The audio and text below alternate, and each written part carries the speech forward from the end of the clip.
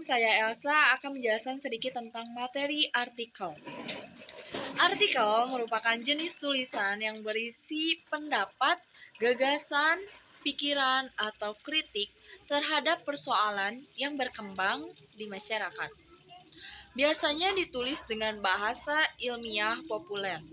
Artikel opini yaitu tulisan yang berisi pendapat penulis tentang data, fakta, fenomena, atau kejadian tertentu dengan maksud dimuat di surat kabar atau majalah. Ciri-ciri artikel. Yang pertama, dibuat secara ringkas, padat, jelas, dan tuntas. Yang kedua, didasari oleh fakta, bukan fiksi atau mitos. 3. Bersifat informatif dan faktual. 4. Mengandung opini dan analisis. Yang kelima, menggunakan bahasa baku atau resmi, serta kalimat yang logis, lugas, dan efektif. Yang keenam, metode penulisan artikel dibuat secara sistematis. Lalu ada struktur. Yang pertama, tesis, pernyataan pendapat. Yang kedua, argumentasi. Argumentasi alasan untuk menguatkan pendapat.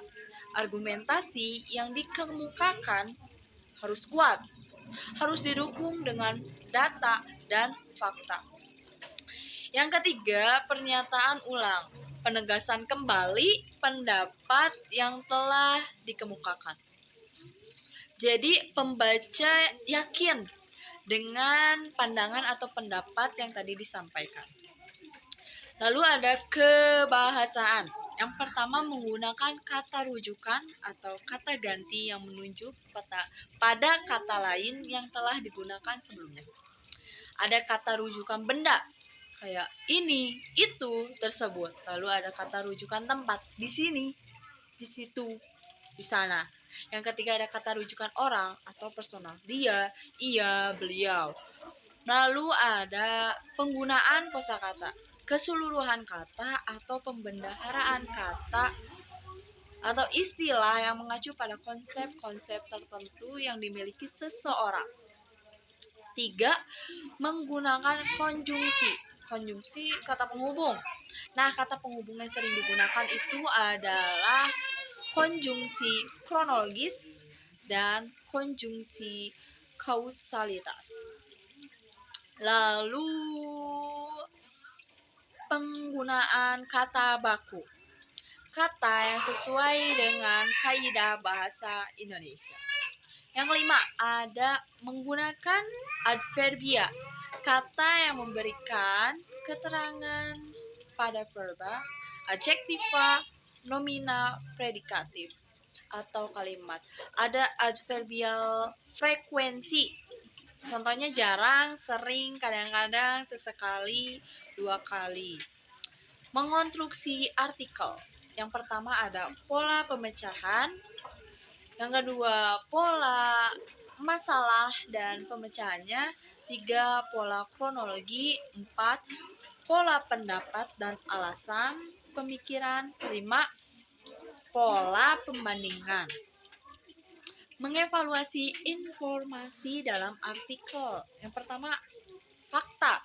Pernyataan yang menampilkan situasi akurat dari sebuah masalah ataupun kejadian. Kebenarannya sudah jelas, sebuah fakta sudah terbukti dan terverifikasi. Yang kedua, opini.